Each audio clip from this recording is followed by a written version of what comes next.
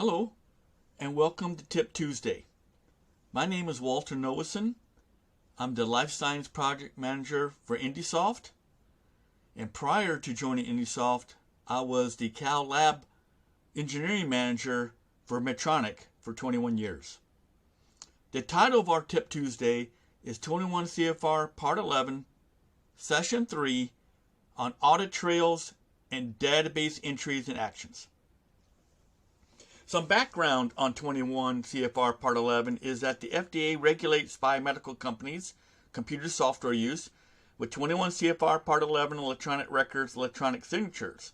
These 20 plus requirements are useful for any company using computer software to manage equipment records. This is the third session that I've done dealing with the three most important aspects of 21 CFR Part 11. That being, number one, electronic signature components, which we did the Tip Tuesday in November. Number two, that there's two distinct ID login components, expectations of Part 11, and we did that Tip Tuesday in March. And then this Tip Tuesday on Audit Trails. Let's start off by reviewing Part 11 requirements before we go into the database and show how it is compliant. Here is a snapshot of the FDA's regulation on 21 CFR Part 11. Because it's an FDA document, which is the federal government, you have free access to this compliance document.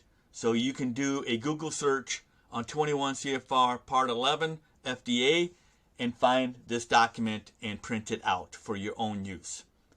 The audit trail requirement is under paragraph 11.10, Controls for Closed Systems Electronic Records. I've highlighted paragraph E, which talks about audit trails.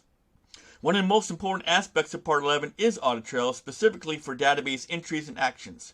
There are several specific expectations from the FDA regarding audit trails.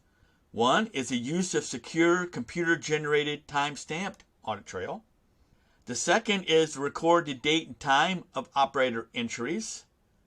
And three is record the operator actions that create, modify, or delete electronic records during normal operation. And record changes shall not obscure previously recorded information. And that audit trail documentation shall be retained for as long as that's required for electronic record. And that audit trail shall be available for the FDA viewing and copying when they're on site. So that's the background of Part 11 requirements. Now what I'd like to do is show you how IndySoft software handles and is able to show compliance to those requirements. So right now I'm already logged in to the IndySoft database. And this is the home screen where you can see the life cycle flow of events for a life science company. And what I'm going to do is go to the equipment screen. I've already pulled up an asset that I wanted to use as my display. And there'll be two things that I would like to show you to show how the software shows compliance to Part 11 expectations on audit trails. One is if we show the history grid of events of one particular asset. This case is the QuadTech AC/DC high-pot tester. And here is in my history grid is all the events that have transpired for this particular asset. What I will show you is that the way IndySoft handles showing what an audit trail components are is if I go to the icon here that is the show admin log events icon, and if I click on it, watch what happens to the history display. It shows you summary information of any event that may have had a change to it. And you can see right now I'll show this item here. And I'm going to double click on it to pull up the details.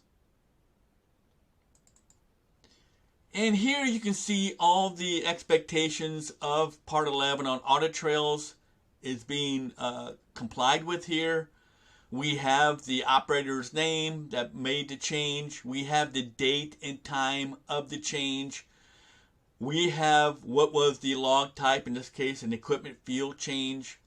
We have the field name that was changed. In this case the field name was calibration procedure. And then we showed the old value and new value to meet the expectation that record changes do not obscure previously recorded information. And then we have some comments of the actual action that took place, which is the other expectation of Audit Trails. We can hit OK to shut that off. And you can do that with any detailed change that you see. Is double click on it and it will give you the in this case the admin log event, which is the name that IndySoft uses for capturing all this information, but it's essentially the audit trail elements that we're complying with here. So that's the majority aspect of the audit trail information.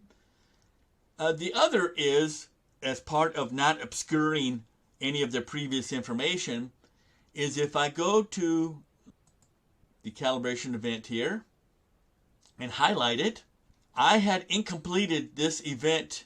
In fact, if I show that on here, I incompleted this calibration event earlier today.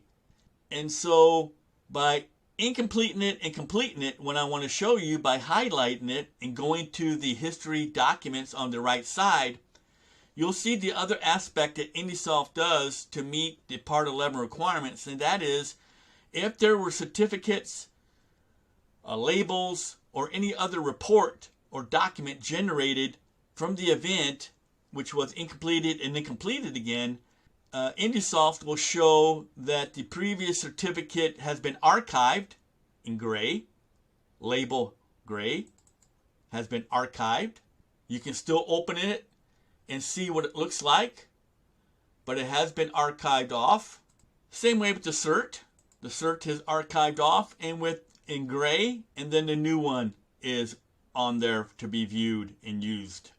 So kind of think of it as the before and after of these documents is being handled. You have the archived versions in gray, and then you have the active current versions in blue here to show you. So in summary, we covered the third main aspect of Part 11, which is an audit trails of actions and results. We gave a background discussion on how the FDA, what the requirements are for audit trails in Part 11 for electronic records and electronic signature controls.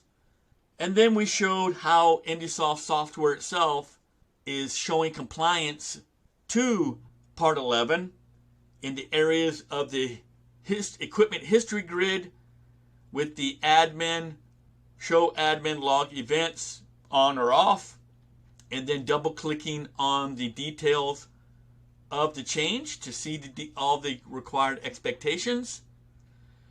And then the other one is to show if there was documents that were changed within an event from an incompleting to completing process, how in the documents, history documents area, you can see the archived documents in gray in labels, and then the current ones in blue.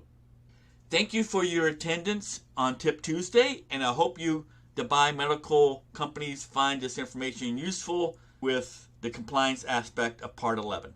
Thank you.